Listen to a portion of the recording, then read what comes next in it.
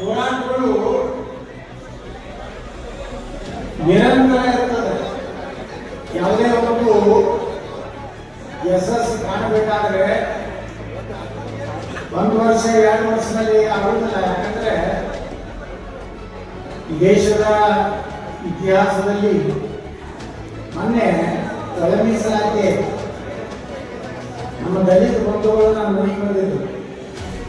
ನಾನು ವಿಧಾನಸಭೆಯಲ್ಲಿ ಪ್ರಸ್ತಾಪ ಮಾಡಿದ್ದೆ, ಅದಕ್ಕೆ ಸನ್ಮಾನ ಮಾಡಿಕೊಂಡಾಗ ಅವ್ರು ಹೇಳೋದು, ಈ ಒಳ ಮೀಸಲಾತಿ ಆಗಬೇಕಂದ್ರೆ 38 ವರ್ಷದಿಂದ ನಾವು ಹೋರಾಟ ಮಾಡಬೇಕಿದ್ದೀವಿ, ಈಗ ಯಶಸ್ವಿ ಆಗಬೇಕು. ನಿರಂತರ ಹೋರಾಟ ಒಂದು ಕಡೆ ಸಮುದಾಯದ ಭವಿಷ್ಯದ ಸಲುವಾಗಿ, ಇನ್ನೊಂದು ಕಡೆ ನಮ್ಮ ಸಮುದಾಯದಲ್ಲಿರುವಂತ ಕಟ್ಟ ಕಡೆ ಮನುಷ್ಯನರು ಸಹ ಇಡೀ ನಮ್ಮ ಸಮುದಾಯದಲ್ಲಿದೆ.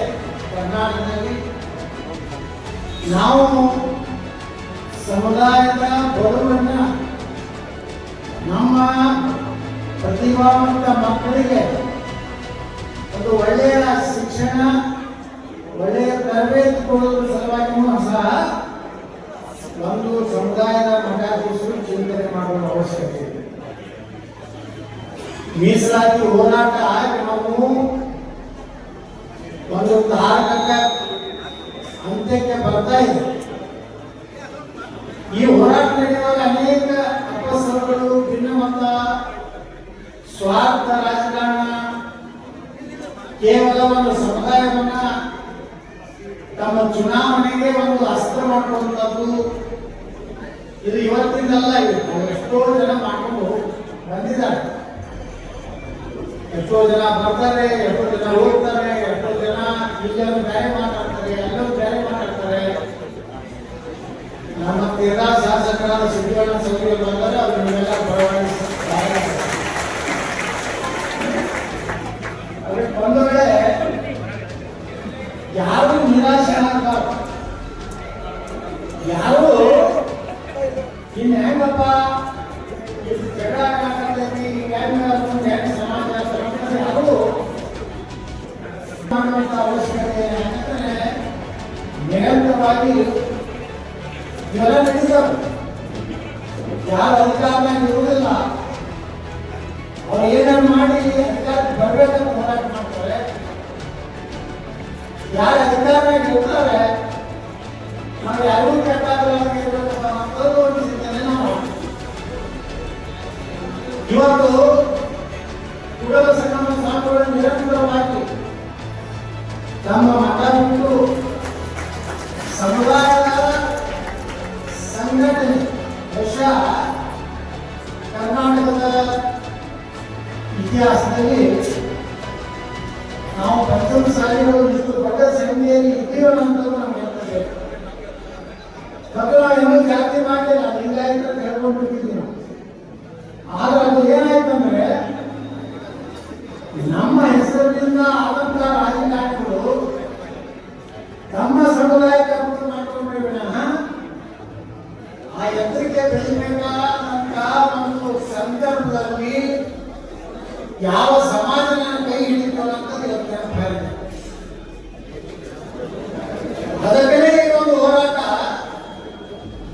ಎಷ್ಟು ನೋಡಬೇಕು. ರಾಯಬಾಗ ಒಂದೇ ತಾಲೂಕಿನಲ್ಲಿ ಇವತ್ತು ಸುಮಾರು 3-4 ಸಾವಿರಕ್ಕಿಂತ ಹೆಚ್ಚು ಜನ ಇಲ್ಲಿ ನಾವು ಸೇರಿದ್ವಿ. ನಾವು ಇಷ್ಟು ಸಂಖ್ಯೆಯಲ್ಲಿ ನಾವು ಗೊತ್ತಿರಲಿಲ್ಲ. ಬದಲಾವಣೆ 1 ಸಾರಿ ಸಂಘಟನೆ ನಾನು ಕೇಂದ್ರ ಮಂತ್ರಿ ಇದ್ದಾಗ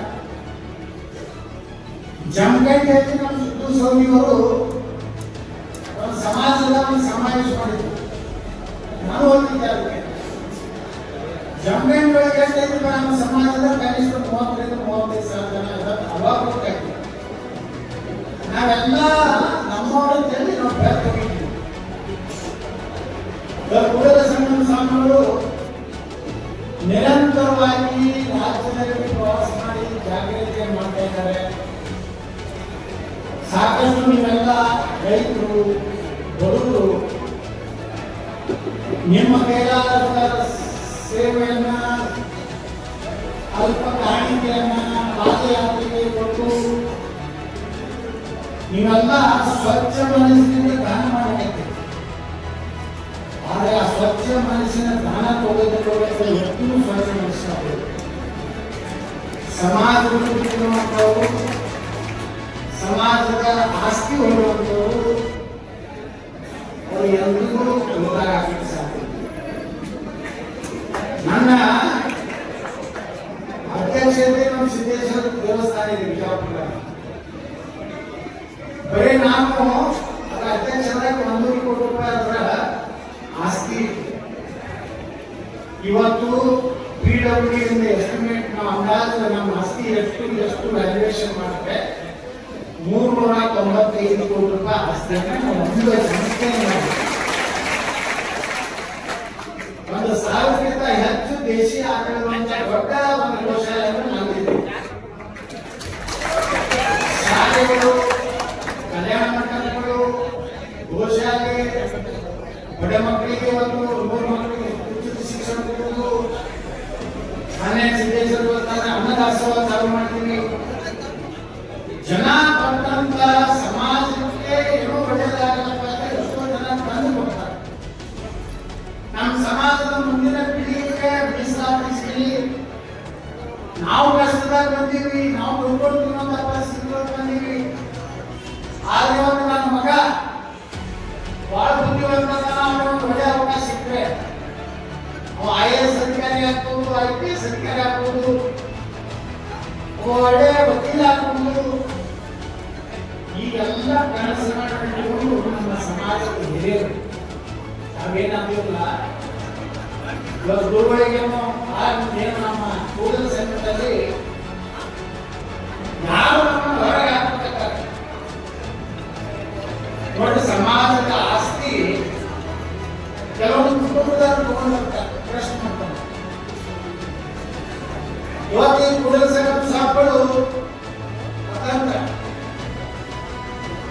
ಇವರು ಅದಾಗಿ ಸಂಘಟನೆ ಮಾಡಿ ಒಂದು ದೊಡ್ಡ ಶಕ್ತಿ ತಯಾರು ಮಾಡಲು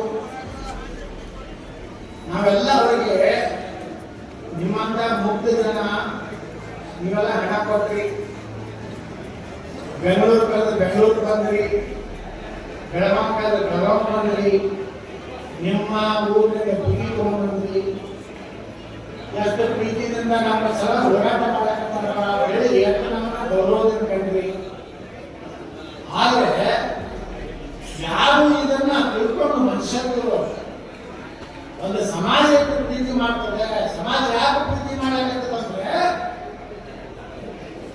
ನಮ್ಮ ಸಲಗ ಹೋರಾಟ ಮಾಡಾಕತ್ತಾರಪ್ಪ ಸ್ವಾಮಿಗಳಾಗಲಿ, ನಮ್ಮ ರಾಜಕಾರಣಿಗಳಾಗಲಿ ಅಂತೇಳಿ ನೀವೆಲ್ಲ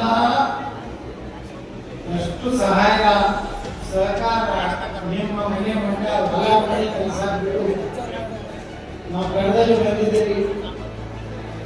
ಆದ್ರೆ ಅದೇನು ಒಂದು 2-3 ಮಂದಿ ವಿರೋಧ ಮಾಡಿದ್ರೆ ಏನಾಗುದಿಲ್ಲ.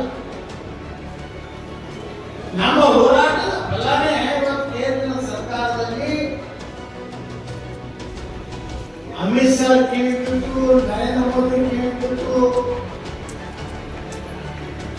ಪಂಚಮಸಾಲಿ ಸಮುದಾಯ ದೊಡ್ಡದಾದಂತದ್ದು ಇಡೀ ರಾಜ್ಯದಲ್ಲಿ ಒಂದು ಶಕ್ತಿ ಇದೆ. ಪಂಚಮಸಾಲಿಗಳು ಒಂದು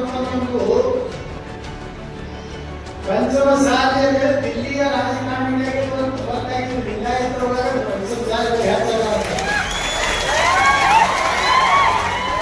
ಎಲ್ಲ ರಾಜಕಾರಣಿಗಳು ನಾನು ಲಿಂಗಾಯತ ತಿಳ್ಕೊಂಡು ಹೋದಾಗ ಮುಖ್ಯಮಂತ್ರಿಗಳ